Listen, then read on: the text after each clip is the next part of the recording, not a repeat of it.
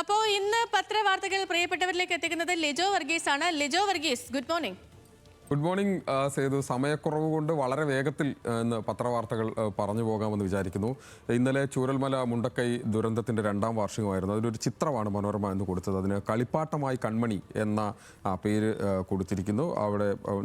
അവിടുത്തെ അനീഷും സയനയുടെയും മക്കളായ ധ്യാൻ, നിവേദ്, ഇഷാൻ എന്നിവരുടെ ശവകുടീരത്തിൽ നിരവധി കളിപ്പാട്ടങ്ങൾ കൊണ്ടുവന്ന് വെച്ചിരിക്കുന്ന ഒരു ചിത്രം നമുക്ക് മനോരമയുടെ 1ാമത്തെ പേജിൽ കാണാം.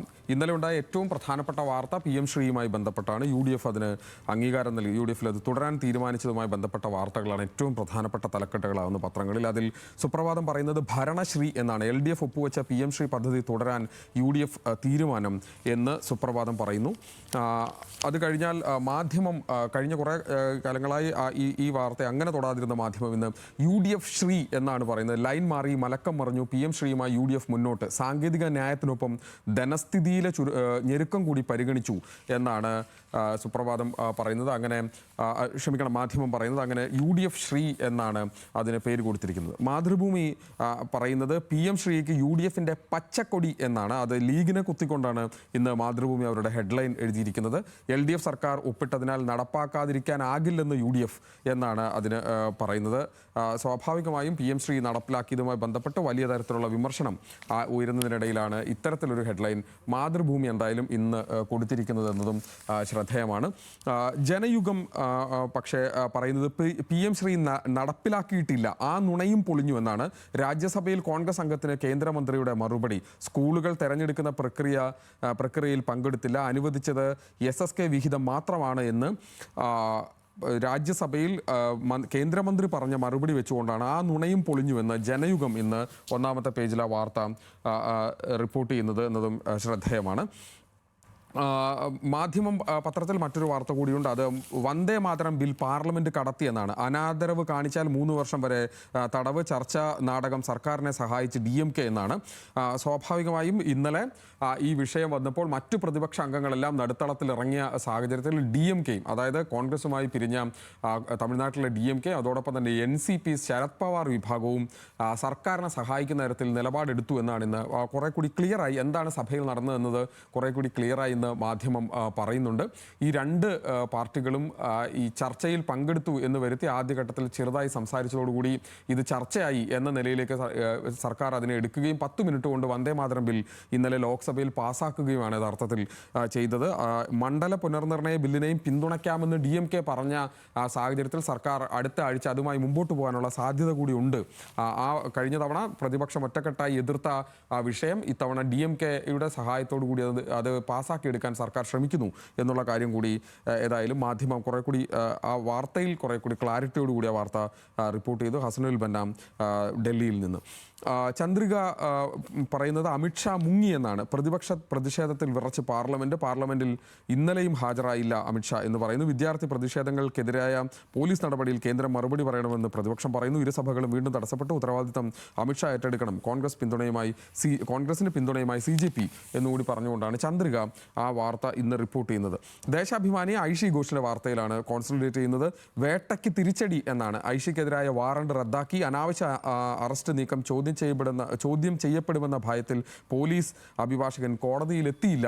അതായത് വിമർശനം ഏൽക്കേണ്ടി വരുമെന്ന ഭയത്തിൽ കോടതിയിൽ എത്തിയില്ല എന്നുള്ള കാര്യം കൂടി ദേശാഭിമാനി പറയുന്നുണ്ട്. മറ്റ് ചില വാർത്തകളിലേക്ക് പോയാൽ മനോരമയുടെ 1ാം പേജിൽ ഇന്നത്തെ പ്രധാനപ്പെട്ട വാർത്ത എന്ന് പറയുന്നത് തട്ടിപ്പിൽ റാങ്ക് 1 എന്നാണ്. പരീക്ഷാ ക്രമക്കേട് PSCയിലേത് ആസൂത്രിത നീക്കമെന്ന് SIT.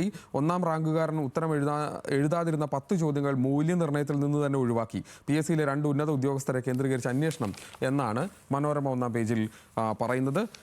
കേരള കൗമുദി പറയുന്നത് ഉത്തരം തെറ്റിച്ച നേതാവ് ഒന്നാമനെന്നാണ്. PSCയുടെ കൊടും അട്ടിമറി. തെറ്റിച്ച 6 എഴുതാതെ വിട്ട 4 ചോദ്യം ഒഴിവാക്കി. അതായത് തെറ്റിച്ചത് 6ഉം എഴുതാതെ വിട്ട 4ഉം അടക്കം 10 ചോദ്യങ്ങൾ ഒഴിവാക്കി എന്നുള്ള കാര്യം പറയുന്നത്. ചെയർമാനെ ചോദ്യം ചെയ്തേക്കും എന്നുകൂടി പറഞ്ഞുകൊണ്ടാണ് കേരള കൗമുദി ആ വാർത്ത പറയുന്നത്. 1ാം റാങ്ക് നൽകി 1,66,000 രൂപയാണ് ശമ്പളത്തിൽ നിയമിച്ചത് എന്നുള്ള കാര്യം കൂടി കേരള കൗമുദി ആ വാർത്തയിൽ പറയുന്നുണ്ട്. മംഗളം മറ്റൊരു വാർത്തയിലാണ് അവരുടെ ഹെഡ്ലൈൻ ആക്കിയിരിക്കുന്നത്. വളരെ മോശം എന്നാണ് ഹെഡ്ലൈൻ. കശുവണ്ടി അഴിമതി കേസ് പ്രതിക്ക് ഉന്നത പദവികളോ രൂക്ഷ വിമർശനവുമായി ഹൈക്കോടതി. മുൻ MD കെ എ രതീഷ് തുടരുന്നത് 3 പ്രധാന പദവികളിലെന്നത് ചൂണ്ടിക്കാണിച്ചുകൊണ്ടാണ് വിമർശനം എന്നുള്ള കാര്യം മംഗളം അവരുടെ ഒന്നാമത്തെ പേജിൽ ഏറ്റവും പ്രധാനപ്പെട്ട വാർത്തയായി ഇന്ന് റിപ്പോർട്ട് ചെയ്യുന്നുണ്ട്.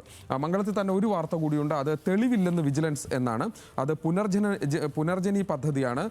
മുഖ്യമന്ത്രി വി ഡി സതീശനെതിരെ തെളിവില്ല എന്ന് വിജിലൻസ്, മുഖ്യമന്ത്രിക്ക് ക്ലീൻ ചിറ്റ് എന്ന കാര്യം കൂടി പറയുന്നു. പുനർജനി പദ്ധതി ആരോപണത്തിൽ മുഖ്യമന്ത്രി V D Satheesan clean chit, സതീശനെതിരായ അന്വേഷണം പൂർണ്ണമായും അവസാനിച്ചതായും ആരോപണങ്ങളിൽ യാതൊരു തെളിവില്ല എന്ന് കണ്ടെത്തിയും എന്നും വിജിലൻസ് വ്യക്തമാക്കിയ കാര്യമാണ് മംഗളം മറ്റൊരു വാർത്തയെ പ്രധാനപ്പെട്ട വാർത്തയെ കൊടുക്കുന്നത്. ആക്രമണം കടിപ്പിച്ച അമേരിക്കയും ഇറാനും എന്നുള്ള വാർത്ത ദീപിക മാത്രം അവരുടെ ഒന്നാം പേജിൽ കൊടുക്കുന്നുണ്ട്. അവിടെ വീണ്ടും പ്രശ്നം രൂക്ഷമാണ് എന്നാണ് ദീപിക പറയുന്നത്. മാതൃഭൂമിയിൽ മറ്റൊരു പത്രങ്ങളിലും ഇല്ലാത്തൊരു വാർത്തയുണ്ട്. അത് എരുമ ജീവിതം എന്നാണ്. 22 വർഷത്തിന് ശേഷം പ്രകാശത്തിന് മോചനം എന്നാണ്.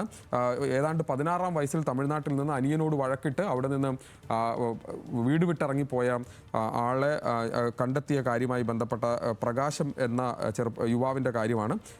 ഇത്രയും വർഷം കഴിഞ്ഞ 22 വർഷമായി അയാൾ ഒരു പാകിസ്ഥാൻ്റെ ബോർഡറിലുള്ള ഒരു സ്ഥലത്ത് എരുമ ഫാമിൽ ജോലിക്കായിരുന്നു. അയാളെ ചെങ്ങലയിൽ കെട്ടിയിട്ട അവസ്ഥയിലായിരുന്നു. പിന്നീട് അയാളെ കണ്ടെത്തി വീട്ടിലെത്തിച്ചു എന്നുള്ള വാർത്തയാണ്. പ്രകാശം അമ്മ സുന്ദരിക്കൊപ്പം എന്ന കാര്യം കൂടി ചേർത്ത് വെച്ചുകൊണ്ടാണ് എരുമ ജീവിതം എന്ന വാർത്ത മാതൃഭൂമി ഒന്നാം പേജിൽ റിപ്പോർട്ട് ചെയ്യുന്നത്. ദേശാഭിമാനിയിൽ സ്പോർട്സുമായി ബന്ധപ്പെട്ട 2 വാർത്തകൾ ദേശാഭിമാനിയിൽ നിന്ന് വായിക്കുകയാണ്. പൊന്നാനിയിലെ വെള്ളിത്തിളക്കം എന്നൊരു വാർത്തയാണ്. മുഹമ്മദ് ബാസിലിന് പാരാ അത്ലറ്റിക്സിൽ 100 മീറ്ററിൽ വെള്ളി എന്നുള്ളതാണ് മുഹമ്മദ് ബാസിലിൻ്റെ ചിത്രം. വീട്ടുകാർ മത്സരം കാണുന്നതുമായി ബന്ധപ്പെട്ട ചിത്രം കൂടി ചേർത്തിട്ടുണ്ട്. പറക്കും ശംഖു എന്ന സ്പോർട്സ് പേജിലൊരു വാർത്ത കൂടിയുണ്ട്. ലോങ് ജമ്പിൽ എം ശ്രീശങ്കറിന് വെള്ളി, പരിക്കിൽ നിന്നും തിരിച്ചെത്തിയ അഭിമാന നേട്ടം എന്ന നിലയിൽ പറക്കും ശംഖു എന്നൊരു വാർത്ത കൂടി ദേശാഭിമാനിയുടെ ഒന്നാമത്തെ പേജിലുണ്ട്. എഡിറ്റോറിയൽ കൂടി വായിച്ച് അവസാനിപ്പിക്കുകയാണ്. സുപ്രഭാതത്തിലെ എഡിറ്റോറിയൽ ഇന്ന് നൽകിയിരിക്കുന്നത് ജനാധിപത്യത്തെ തോക്കിൻ നിഴലിൽ നിർത്തരുത് എന്ന പേരിലാണ് സുപ്രഭാതം ഇന്ന് ഹെഡ്ലൈൻ എഴുതിയിരിക്കുന്നത്. അത് വിദ്യാർത്ഥി സമരവുമായി ബന്ധപ്പെട്ട വിഷയത്തിലാണ്. നീറ്റ് ചോർച്ചയിൽ ധർമ്മേന്ദ്ര പ്രധാന്റെ രാജി ആവശ്യപ്പെട്ട് പ്രതിഷേധിച്ച വിദ്യാർത്ഥികളെ പോലീസ് ലാത്തി ഉപയോഗിച്ച് ക്രൂരമായി മർദ്ദിക്കുക മാത്രമല്ല AK-47 പെല്ലറ്റ് തോക്കുകൾ ഉപയോഗിച്ച് വെടിവെക്കുകയും ആണിതർച്ച ലാത്തികൾ കൊണ്ട് മർദ്ദിക്കുകയും ചെയ്ത വിവരങ്ങൾ പുറത്തു വന്നിരിക്കുന്നു. എന്നാൽ ഇക്കാര്യത്തിൽ നടപടിയെടുക്കണമെന്ന് ആവശ്യപ്പെട്ടിട്ടും കേന്ദ്ര സർക്കാർ അനങ്ങുന്നില്ല. അതുകൊണ്ട് തന്നെ ജനാധിപത്യത്തെ തോക്കിൻ നിഴലിൽ നിർത്താനുള്ള ശ്രമം നടത്തരുത്, അതിലേക്ക് കേന്ദ്ര സർക്കാർ പോകരുതെന്നാണ് സുപ്രഭാതം പറയുന്നത്.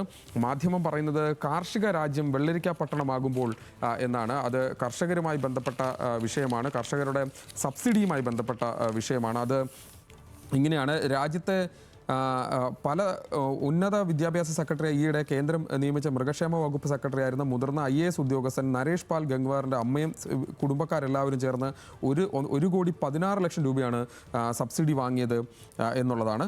മറ്റൊരു കാര്യം, മറ്റൊരു ആൾ ഒരു കർഷകന് വെള്ളരി കൃഷി നടത്താൻ 99 ലക്ഷം രൂപ സബ്സിഡി നൽകിയെന്ന വാർത്ത ദി ഇന്ത്യൻ എക്സ്പ്രസ് പത്രം പ്രസിദ്ധീകരിച്ചത്. വാണിജ്യ അടിസ്ഥാനത്തിൽ പച്ചക്കറികളും പൂക്കളും കൃഷി ചെയ്യുന്നത് പ്രോത്സാഹിപ്പിക്കാൻ ദേശീയ ഹോർട്ടിക്കൾച്ചർ ബോർഡ് നടപ്പാക്കുന്ന പദ്ധതിക്ക് കീഴിൽ സബ്സിഡി ലഭിച്ച കർഷകന്റെ പേര് ഭാഗീരഥ് ചൗധരി എന്നാണ്. കൃഷിക്ക് പുറമെ മറ്റൊരു ജോലി കൂടിയുണ്ട് ഇദ്ദേഹത്തിന്. കേന്ദ്രത്തിൽ കൃഷി കർഷക ക്ഷേമ സഹമന്ത്രിയാണിത്. അദ്ദേഹമാണ് ഇത്രയും 99 ലക്ഷം രൂപ സബ്സിഡി, അതായത് വേലി തന്നെ വിളവ് തിന്നുന്നു എന്നാണ് മാധ്യമം പറയുന്നത്. അങ്ങനെ വ്യത്യസ്തമായ പലതരം വാർത്തകൾ ഇന്നുണ്ട്. സമയക്കുറവുകൊണ്ട് വീണ്ടും സേതുവിലേക്ക്.